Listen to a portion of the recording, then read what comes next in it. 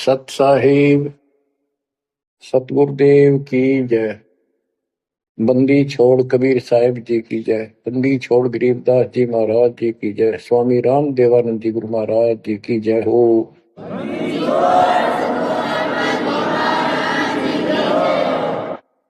सर्व संतों की जय, सर्व भक्तों की जय, धर्मी पुरुषों की जय।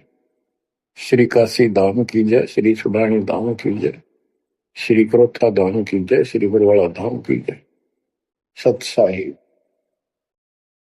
परम पिता परमात्मा कबीर जी की असीम रजा से, मेरे गुरुदेव जी के आशीर्वाद से आज विश्व के मानव को अपने निज घर का ज्ञान हुआ। सब सदग्रंथों का सार परमात्मा के द्वारा बताया अध्यात्म ज्ञान प्राप्त हुआ और ये जन्म और मरण प्रत्येक देशवर की योनियों में, शरीरों में दुर्गति क्यों हो रही है, इसका ज्ञान हुआ। और आपको ये भी ज्ञान हुआ हमारा भगवान कौन है।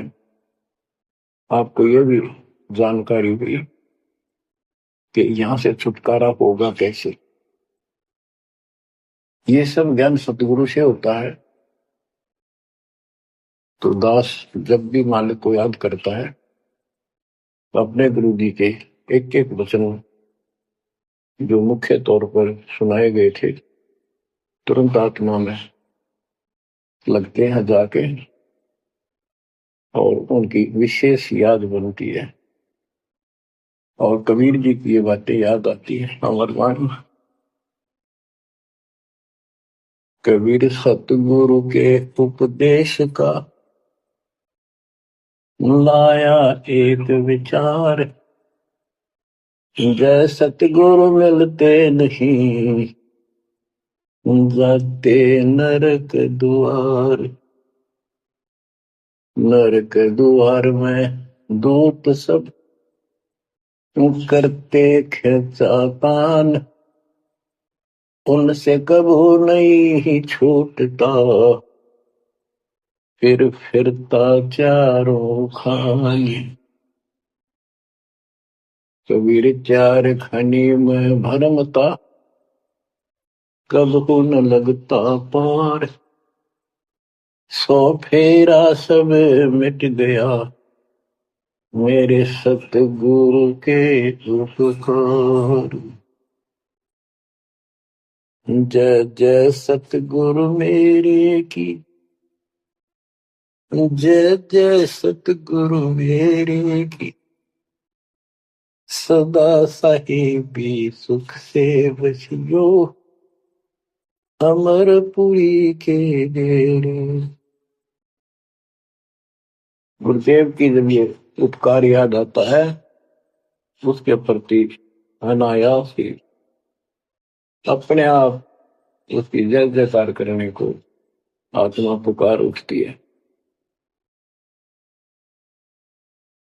बच्चों, ये जो ज्ञान दास सुना रहा है सब सदग्रंथों शास्त्रों से प्रमाणित है और खुद परमात्मा स्वयं परमेश्वर नाम है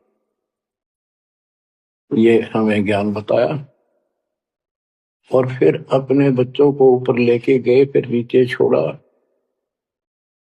उन्होंने दिल खोल कर सच्चाई बताई, अपने समर्थ की जानकारी दी। उस घर का सुख और यहाँ के नरक का कष्ट याद दिलाया जो सत्य है।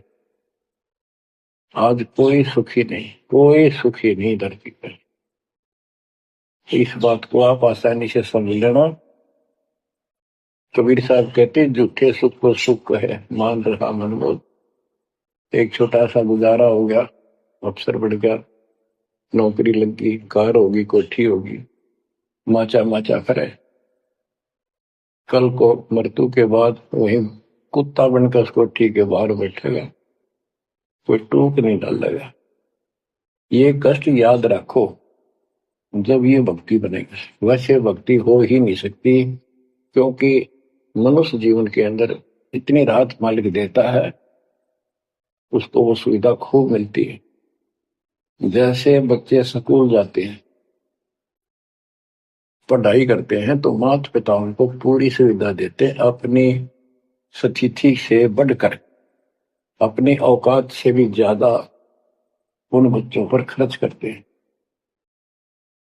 और वो बच्चे पढ़ाई ना करके उन पैसों का दुरुपयोग करते हैं, उस समय का दुरुपयोग करते हैं कि तो बकवाद करें, फिल्म देखें या खेल में बढ़े रहे, तो अंत में वो फेल होकर के मजदूर लगते हैं। दास हरियाणा की इरिगेशन डिपार्टमेंट के अंदर सिंचाई विभाग में जूनियर इंजीनियर की पोस्ट पे था। तो वहां काम चल रहा था, हम खड़े थे, मजदूर भी थे, हमारा माइनर इरिगेशन का काम था। एक रोड का निर्माण हो रहा था, वहीं पर रोड के निर्माण पर मजदूर वहीं थे। हमारा भी काम उनके पुल बनाकर पार करना था, उस सड़क को निकाल के, वहीं खड़े थे। उनका एक्शन आया और फिर वो चला गया अपना देख दाख के। उस एक्शन के जाने के बाद एक मजदूर कहता है, ये मेरा क्लास फेलो था, मेरा सहपाठी था, मैं बकवादों बड़ा रहा, पढ़ा नहीं, खेलने जाता, बीच में स्कूल छोड़कर बाहर भाग जाते, और मैं फेल हो गया, ये पास हो गया। देखा जिसकी किसी मोह है, गाड़ी में चलता है, बढ़िया कोठी बना ली है, और मेरे बच्चे वही रेत में पड़े हैं। यूं कहते हैं उसकी आंखों में पानी आ। कबीर साहब कहते हैं, आज 6 दिन पाछे गए, गुरु से किया ना हित, अब पछतावा के करे, चिड़िया चुगी खेत। इसी प्रकार बच्चों, आज आप इस परमात्मा के कॉलेज में, स्कूल में, यदि आप ठीक से नहीं पढ़ोगे, नहीं सत्संग सुनोगे, सेवा नहीं करोगे, दान नहीं करोगे, मर्यादा का पालन नहीं करोगे, फिर ऐसे रहोगे। कबीर साहब कहते हैं, खिड़की दे दे रोवेगी सुरता, जब तुम चल लेगी अकेली। हे आत्मा, जिस परिवार को और जिस ठाठ बाट को, जिस राज को, जिस पद को देख कर आज जो भगवान याद नहीं आता, नालायक, यो तेरे साथ नहीं जाएगा। जिस दिन यम के दूध घसीट के ले जाएगी, टक्कर मारेगी इधर उधर, डड्डा होगी बुरी तरह, तरीको होगी सुनेगी। खिड़की दे दे रोएगी सुरता, जब तू चल लेगी अकेली, आंख खोल दे। बच्चों, ये साफ बातें हैं, कति स्पष्ट है, 100% सत्य है, 200%, 1000% सत्य है, पर यह आत्मा क्यों ना मानती, यो मन ना मानने देता, तो यो मनाना पड़ेगा। अब इसका तरीका यही है, सत्संग सुनो, मनन किया करो, थोड़ी देर बैठकर सोचा करो। यो नहीं बस सत्संग सुन रहे, बस बंद हुआ फटाफट बातें, वो करूंगा वो करूंगा, कर तो सारा लो, उसके अंदर भी परमात्मा मदद करेगा, तुम्हें लाभ मिलेगा ना। कति सिर पटक लियो, कोई राहत नहीं मिलेगी। अगर यूं सेठ बनते हो तो सारे बन जाते, सारे बाजे बाजे, फिर पल्ला कुछ भी को नहीं। बच्चों, आंख खोल लो बस। मैं तो आखिरी सांस तक ये बोलूंगा, क्योंकि मेरे अंदर तो ये फीड कर दिया मेरे दाता ने, मेरा कर्तव्य बना दिया। मैं अपने कर्तव्य करने को बोलूं नहीं। आगे आपकी किस्मत, आपके कर्म, आप कितना इसके ऊपर खरे उतरोगे, कितना इसको फॉलो करोगे। मुगरी न्योली नाद सुभान गति, लड़े भुजंग हमेश, जड़ी जान नाम जगदीश है, विष नहीं व्यापै शेष। एक वाणी में कितना गजल का ज्ञान भर दिया। न्योल नाद सुभान गति, लड़े भुजंग हमेश, जड़ी जानो जगदीश का नाम है, नाम जगदीश है, विष नहीं व्यापै शेष। एक छोटा सा जानवर होता है, गिलहरी से थोड़ा बड़ा, न्योल, नेवला, और सांप कितना बड़ा होता है, तो कितना बड़ा सांप ताकतवर हो, न्योला उसको मार देता है, उसको पराजित कर देता है। कैसे करता है? उसको पता होता है वो सर्प को उस समय छेड़ता है जब आस पास कोई वो बूटी होती है, कोई औषधि का पौधा होता है, उसमें से सुगंध श्वास के द्वारा भर के लाता है अपने फेफड़ों, और सर्प के सम्मुख होकर उसको छोड़ देता है। उस जड़ी की स्मेल से, उसकी महक से वो सर्प डगमग हो जाता, उसको चक्कर आने लग जाते हैं। उस जड़ी में इतनी ताकत है, वो सर्प को कंडम कर देती है, उसको होश नहीं रहता। तो सर्प फिर भागने की चेष्टा करता है और नेवला उसकी मुंडी पे बैठकर उसको पकड़ कर ऐसे रगड़ देता है, बार बार श्वास छोड़ता रहता है, वो मर जाता है। तो बच्चों, यहाँ परमात्मा के ज्ञान को, परमात्मा की शक्ति और उस नाम की महिमा को परम पूज्य आदरणीय संत गरीबदास जी महाराज किस प्रकार डिफाइन करते हैं। गिरिविन्योल नाद सुभान गति, लड़े भुजंग हमेश, जड़ी जानो नाम जगदीश है, विष नहीं व्याप शेष। के दो ये मंत्र आपको दिए हैं, ये परमात्मा का नाम जो है, ये वो जड़ी है, नाग दमन जड़ी है। ये न्योल नाद सुभान गति, लड़े भुजंग हमेश, के न्योला अपने से कई गुणे ताकतवर सर्प के साथ उस जड़ी की ताकत से लड़ता है, उसको भगा देता है, मार देता है। तो ऐसे ही जो सच्चा नाम को मिले हैं, प्रथम द्वितीय और सारना, ये समझो यह जड़ी है। इन भूत प्रेत और अन्य देवी देवता पितर पुत्र की तो बात छो, मेरे भूत तो छो, इनकी तो गल्ला छोड़ो। अगर काल भी आ जाना, विष्णु व्याप शेष, शेष नाग तो सुप्त ताकतवर आधार पुनः के कि इतना ताकतवर काल है। आप इस विधि से लिए हुए मंत्र को, जैसे जिसका नामकंड होगा उससे कोई असर नहीं होने का। मर्यादित भगत बेटा या बेटी, और कोई भी आपत्ति आती है, यम के दूत कोई कष्ट देना चाहते हैं, एक बार सिमरन करो इस सब नाम का। कहते विष नहीं व्याप से इस काल भी मुरझा जाएगा, केरी नाम कबीर है, विषम काल गजराज, दादू भजन प्रताप से सुनकर बाजा गाज। तो बच्चों, इन बातों को ध्यान से याद रखो। आप इतने सुरक्षित हो गए हो, जैसे हाथी पर बैठा दिया जाए तो कुत्ता उसको कोई हानि नहीं कर सकता। तो हाथी के असवार को स्वान काल नहीं खाए, हाथी पर बैठे आप हो, आप परमात्मा की शरण में आ गए तो इतने सुरक्षित हो गए, उसकी रेंज से, पहुंच से इतनी दूर हो गए काल से, जैसे कुत्ता हाथी पर बैठे व्यक्ति को कोई हानि नहीं कर सकता। उसके लिए आपने तन मन शीस ईस अपने पे, तन मन शीस ईस अपने पे, पलम चोट चढ़ावे जब कोई, राम भगत गति पावे तो, जब कोई राम भगत गति पावे होगी, लोक लाज मर्याद जगत की, तरण ज्यों तोड़ बगावे, अष्ट सिद्धि की अटक न माने, आगे कदम बढ़ावे, जब कोई राम भगत गति पावे होगी, जब कोई राम भगत गति पावे तो। बच्चों, ये सारे फार्मूले लाने पड़ेंगे जब यह प्रॉब्लम सोल्व होगी जन्म और मरण की। आप क्या बताते हैं?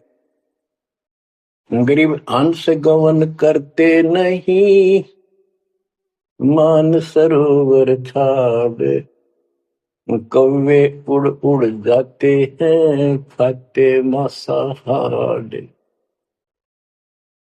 गिरव मान सरोवर मुक्ति फल, मुक्ता हल के ढेर, कौआ आसन नाम जे भूमि दीन सुमेर। गरीब कौआ रूपी भेख है, ना प्रतीत यकीन, 68 का फल मेट कर बहे दीन वे दीन। गरीब हंस दशा तो साध है, सरोवर है सत्संग, मुक्ता हलवाणी चुबे चढ़त नवेला रंग।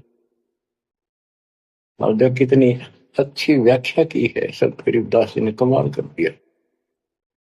गरीब अंश गवन करते नहीं, मान सरोवर छाड़, कौवे उड़ उड़ जाते हैं, खाते मांसाहार। फिर बताया है, गरीब हंस दशा तो साधु है, सरोवर है सत्संग, मुक्ता हलवाणी चुबे चढ़त नवेला रंग।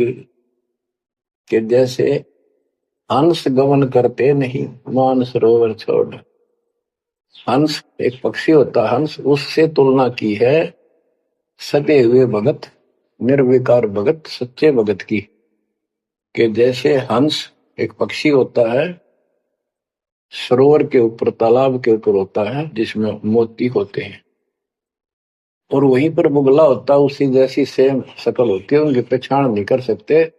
उनकी पहचान इसी से होती है, जो मोती खाता है वो तो हंस, और मच्छी खाता है वो है बुगला। दोनों की सेम आकार शरीर का, ऐसे ही कलर सफेद होता है। और कौवे भी वही होते हैं, मांस मच्छी खाते हैं। हंस वो होता है जो भूखा मर जाएगा, पर मच्छी मांस मेंढकी नहीं खाएगा, मेंढक नहीं खाएगा। इसी प्रकार भगत वो होता है अपने धर्म कर्म पर रहेगा, बकवाद नहीं करेगा, चाहे कुछ भी हो। तो हंस गमन करते नहीं, मान सरोवर छाड़। सरोवर तो सत्संग है, इस सत्संग को सरोवर मानो, तालाब, टैंक, और भगत हंस है, ये इसको छोड़कर जाते नहीं, यानी परमात्मा की भक्ति त्यागते नहीं। और कौवे उड़ उड़ जाते हैं, जो कौवे जैसे विचारों के स्वभाव के व्यक्ति होते हैं, वो बकवाद करने बिना टेके नहीं। उनको कितनी सुविधा मिल जाए आश्रम में, वो अपने गंदे कर्म बिना टिक नहीं सकते, उनका स्वभाव इतना बिगड़ गया। तो यहाँ कहते हैं, गरीब हंस गवन करते नहीं, मान सरोवर छोड़े, कौवे उड़ उड़ जाते हैं, खाते मांसाहार। यानी बकवाद, विकारी लोग सत्संग नहीं टिकते, छोड़कर चले जाते सत्संग। और हंस दशा तो साधु है, भगत है सच्चे, और सरोवर है सत्संग, मुक्ता हल वाणी चुबे। ये अमृत वाणी रूपी मोती खाते हैं, फिर चलत नवेला रह गए। इस ज्ञान को सुनकर आत्मा में और कसक पैदा होती है, तड़प पैदा होती है भगवान की तरफ, और ज्यादा लगन लगती है। मुक्ता हल वाणी चुगे, ये मुक्त होने की मोती रूपी वाणी चुगते हैं, खाते हैं, सुनते हैं, आत्मा का आहार है। फिर चढ़त नवेला रंग, और अजब गजब आत्मा के अंदर इसका असर होता है, प्रभाव पड़ता है। फिर वो बताते हैं, गरीब कोट वर्ष करे, संगत साधों की, पत्थर का जल में क्या भीजे, चंदन बन में रंग लागे, एक बांस बेटन भी ना सीधे। गरीबदास जी कितना प्यारी व्याख्या करते हैं कि कोटि वर्ष करे संगत संतों की, सतगुरु की, पत्थर का जल में के भीजे। पत्थर को पानी में डाल दो, कितने में? और चाहे 100 वर्ष के बाद निकाल लो, उसका कभी असर नहीं। उसको एक दूसरे के साथ बिठा दो, जब चिंगारी पाटेगी। जबकि पानी से तो सब नरम हो जाते। इसी प्रकार बताया है कि जो निकम्मी आत्मा है, पत्थर हो चुके हैं काल के बकवाद कर करके, वो सत्संग में कितने दिन रहो, उनका कभी असर नहीं हो, उन बकवाद करनी ही करनी। गरीब कोट वर्ष करो संगत साधुओं की, पत्थर का जल में क्या बीजे, और चंदन बनना रंग ला दे, एक बांस बिटन भी ना सीधे। चंदन का एक पेड़ होता है, उसमें से समय निकलती बहुत सुंदर, गुड समय। और आसपास के जितने पेड़ उसके पास होते हैं, उनमें भी उसकी स्मेल से उनमें भी स्मेल आनी शुरू हो जाती है। अगर उसको काट दिया जाता है दूसरे वृक्ष को, उसकी लकड़ी कहीं ले जाते हैं बाहर, तो उसमें स्मेल आती है, लोग चंदन समझते हैं। और कुछ नकली व्यापारी उनको चंदन के रूप में बेचते भी हैं। कहने का भाव ये है कि सतगुरु के पास रहने से, सत्संग सुनने से अच्छी आत्माओं का तो असर पक्का होगा। लेकिन बांस बिटम भी ना सीधे। बांस का जो होता है पेड़, एक जैसा बांस देखा आपने, ये पेड़ होता है इसका, लंबे लंबे होते हैं, इस पे चंदन का कोई असर नहीं होता। तो जो बांस जैसे कट्टर इंसान है, जिनकी आत्मा गिर चुकी है, मर चुकी है, उन पर इनका असर नहीं होता। वो ऐसे लोग हैं, संगत माई कुसंगत उपजा, जैसे अपन में बांस, आपा किसके आग लगा हुआ कर बनखंड का विनाश। अब क्या बताते हैं, जो सत्संग में आकर भी बकवादी है और उनका असर नहीं हो रहा, वही कर्म बकवादों वाले करते, नाम तोड़े हैं, सार नाम लेकर भी बकवाद करते। कई भक्त हैं, लिखे ऐसे हैं जैसे बहुत बड़े भगत है, बहुत निकट रहते हैं हमारे, और अंत में उनके कर्म इसे गद्दे पावे, हम सोच भी नहीं सकते। तो ये गलतियां हैं, इनको सुधारना पड़ेगा अपने। भाई और बात तेरे काम न आवे, संतों शरण लाग रे, मुके सोवग पलत में बंदे, जाग जाग नर जाग रे, जाग जाग नर जाग, उठ सवेरे हुक्कावर लिया, मुके जाग्या नर भाग रे, शुक्रम किया ना करी रे बंदगी, फुटे तेरे भाग रे, फुटे तेरे भाग रे। इस तन सराय में जीव मुसाफिर, करता रहे दिमाग रे, रात बसेरा कर ले डेरा, चले सवेरा त्याग रे, चले सवेरा त्याग रे। बगैर सच्चे ज्ञान के इंसान सारे जीवन में अपने मनमुखी अटपट करके, यूं कर दूंगा, वो कर दूंगा, कोठी बना दूंगा, उसने ऐसे ठग लूंगा, ये ऐसे कमा लूंगा, यहाँ जमीन इतनी सस्ती मिले है, ऐसे कर लूंगा, कर ले। लेकिन भक्ति भी तो साथ कर ले। बरकत तो दाता ने देनी है, कर्म तो ज्यादा मिले नहीं, कितनी कोशिश कर लो। कर्म से अधिक लेना है तो धनी की शरण माना होगा। इस परमात्मा कबीर जी के हाथ में वो कलम है, जो पाप कर्म को काट के शुभ कर्म लिख देता है। आपके भाग बना है उसको भी लिख देता है, आपके संस्कार ठीक कर देता है। इस तन सराय में जीव मुसाफिर, करता रहे दिमाग रे, रात बसेरा कर ले डेरा, चले सवेरा त्याग रे, चले सवेरा त्याग रे। ये जीवन आपका एक सोच लो स्वप्न है, और यह नींद जब खुलेगी, मृत्यु होगी जब आंख खुलेंगी। जब यह नींद टूटेगी, सवेरा होगा, कुछ ही नहीं पाओगा उस बात में। एक भगत बता रहा था, नाम लेने से पहले मैं रिक्शा चलाया करता हूँ, ने कल्पना हुई गाड़ी जाऊंगा और मैं खूब टी करके चलाया करूंगा।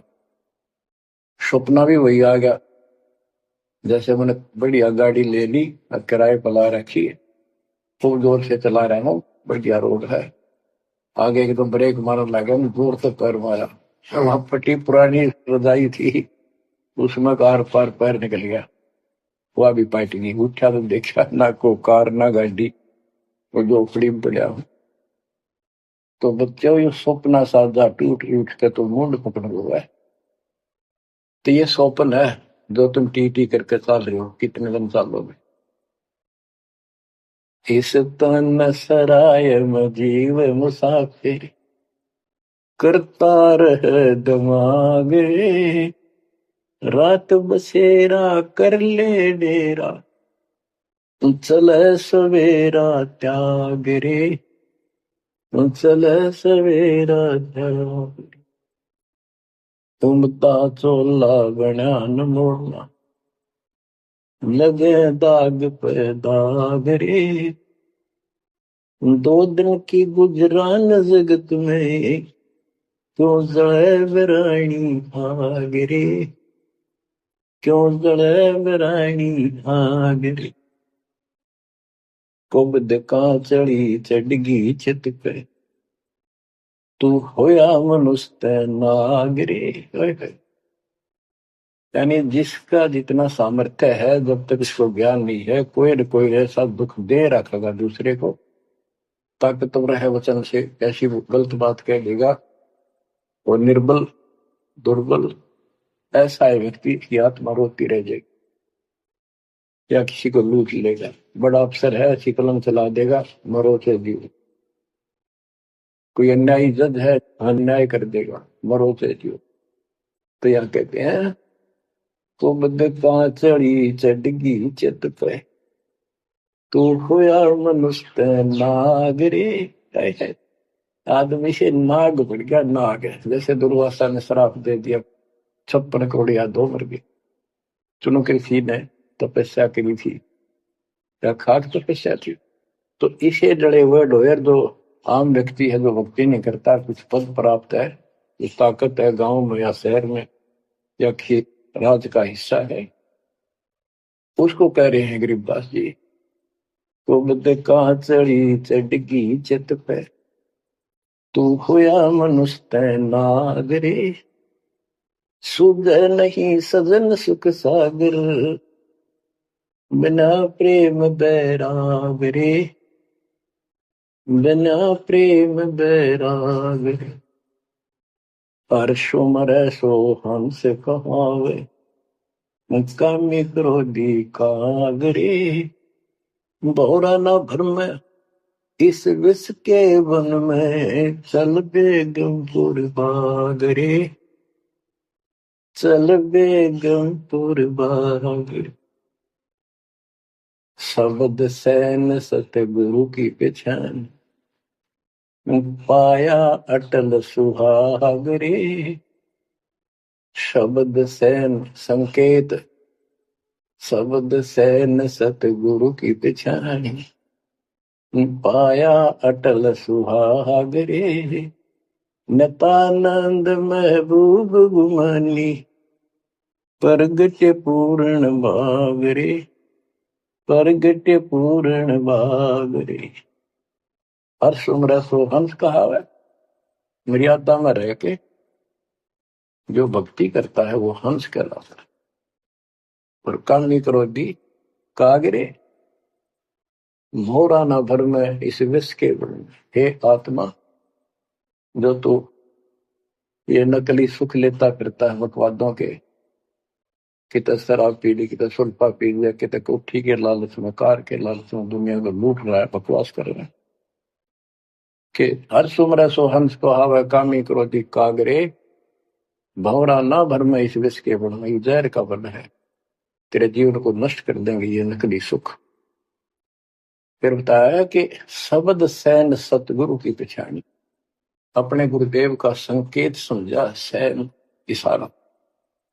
और इशारा समझना चाहिए भक्तों को, तो क्या हाल होगा, मरने के बाद दुर्गति हो जाएगी, 2 दिन का जीवन है, खा के ये इसमें माचे माचे करो, ये है सैन। और हमने तो खोल के बता दी, समझदार को तो संकेत पर्याप्त होता है।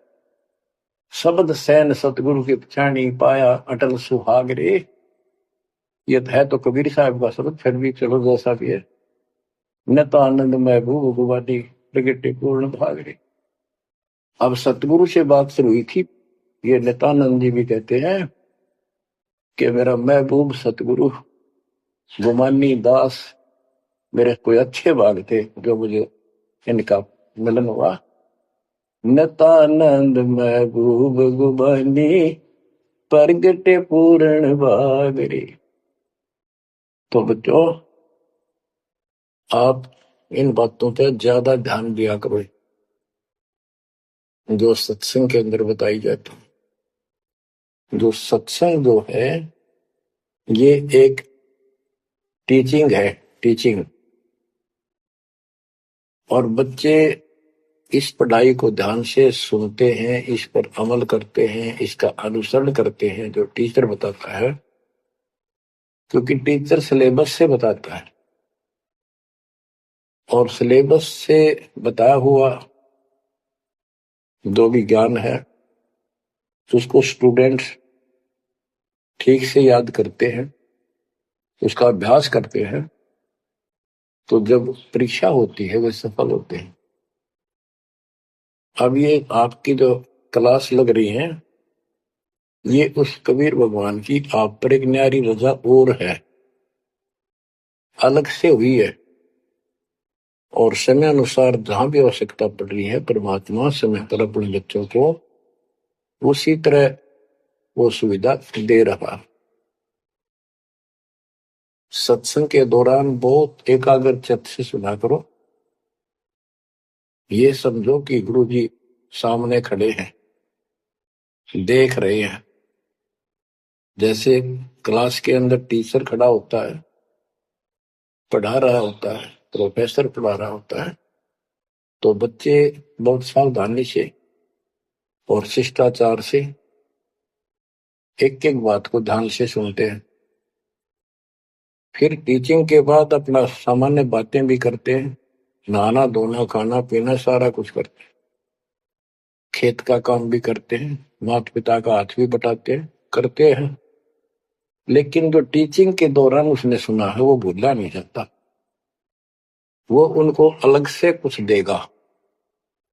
और उसके सुनते सुनते सुनते वो एक दिन एमएससी टेक इंजीनियरिंग डॉक्टरी पता नहीं क्या क्या पढ़ाई पढ़कर विद्वान बन जाते हैं। इसी प्रकार आप इस ज्ञान को सुनते रहोगे, सुनना पड़ेगा। हजारों से ज्यादा सत्संग रखे, उनको ऐसे ही सुना करो, 1 घंटा अवश्य लगाओ।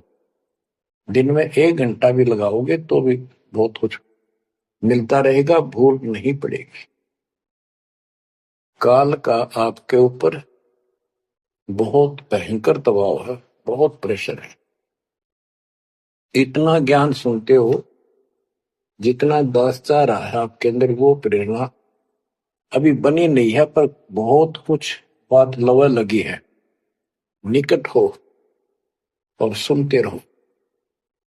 और ये समय निकालना भी मालिक की कृपा है ना, तो कल पता नहीं किस समय को कहा बिरान माटी में दुर्गति के अंदर लवा दे, कोई और समस्या खड़ी कर देगा, सारी टेंशन वही दिमाग वहां घूमता रहेगा, या कोई बीमारी हो जाएगी उस पर टेंशन, हॉस्पिटल में पड़े रहेंगे। तो ये परमात्मा की असीम रजा आपके ऊपर है, एक कलम तोड़ कृपा है। और ये बातें कहने सुन की नहीं, ये कर पाड़न की है। ध्यान दो, इस गंदे लोक की स्थिति से आपको पूर्ण रूप से परिचित करा दिया गया है। यहाँ एक पल का भरोसा नहीं, तुम क्यों आंख बंद करके बैठे हो इस गंदे लोक में, इसी व्यवस्था में उलझे रहोगे क्या? ठीक है, अपने अपने रुआ के लिए करना पड़ेगा, करते रहो, पर भगवान की कसक दिल में अलग से रहनी चाहिए आपके।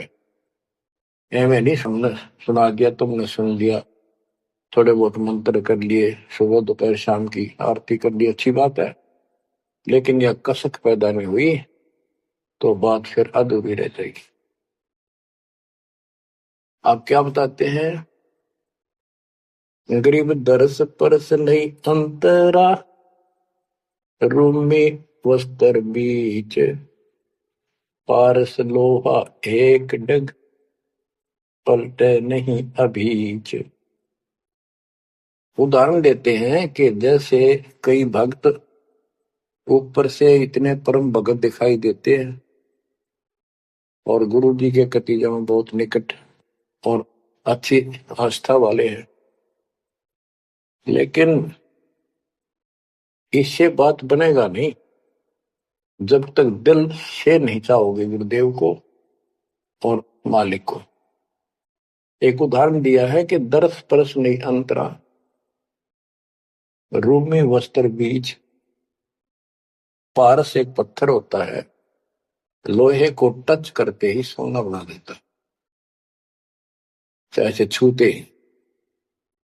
और कहते हैं लोहे और पारस साथ साथ रखे हैं। यदि एक रूमी वस्त्र बाल जितना पतला कपड़ा, यदि इतना भी बीच में गैप रह गया पारस पत्थर और लोहे के, कितने दिन रखे रहो उसमें कोई चेंज नहीं होगा, कोई परिवर्तन नहीं होगा। इसी प्रकार अपने गुरु और भगवान के प्रति जब तक आपकी आस्था कति दिल से नहीं जुड़ेगी, बिल्कुल दिल से, वो कसक आपको अपने आप महसूस होगी कि इस संसार में आपका कोई नहीं है। जितना भी परिवार रिश्तेदारी है, ये हमारे संस्कार पूर्व जन्म के लेन देन, ये ऋण उलझा पड़ा है। इस ऋण को भी अब दाता आसानी से सुलझाएगा, आपको पता भी नहीं लगने देगा, आपके संस्कार चेंज करेगा, आपके संस्कार बदल देगा, करेगा उसके तो दिल से जुड़ जाएगा, तन मन धन, मन कर्म वचन से मालिक पे समर्पित हो जाएगा। आपको प्रमाण देता हूं, जैसे बेटा है बेटी है, ये हमारे कुछ पिछले संस्कार कोई ऋण है। जैसे आजकल बेटी का विवाह करना पड़ता है, कितना खर्च होता है। आपको बताता हूँ, एक व्यक्ति कह रहा था, मैं बोला मेरा 3 कन्या होगी और हमारे यहाँ तो बहुत खर्च करते हैं, ब्याह पता खर्च करें करें 10-20 लाख तो कम से कम है, और फिर लड़की के बालक हुए तो अपने घर बुलाते हैं, माँ के घर, और उसके ऊपर फिर कम से कम 10 लाख रुपए यो खर्चा और होता, यो एक ब्याह और होता हमारे यहाँ। ये ऐसी परंपराएं हमने आप सर पर रखी है, और भी दूसरे समाजों में देख लो, बहुत खर्चे होते हैं, और लड़की को हमने अपने आप बोझ बना रखा है। बच्चों, अब परमात्मा ने कैसी कृपा की है, दास ने मालिक का आदेश और गुण अवगुण सारे क्लियर कर दिए कि भाई ऐसा करने से ऐसा हानि, ये करने से ऐसे लाभ। अब जैसे उदाहरण दिया आपको बच्चों का विवाह करने के लिए, श्री देवी पुराण के अंदर लिखा है कि देवी ने अपने तीनों पुत्रों की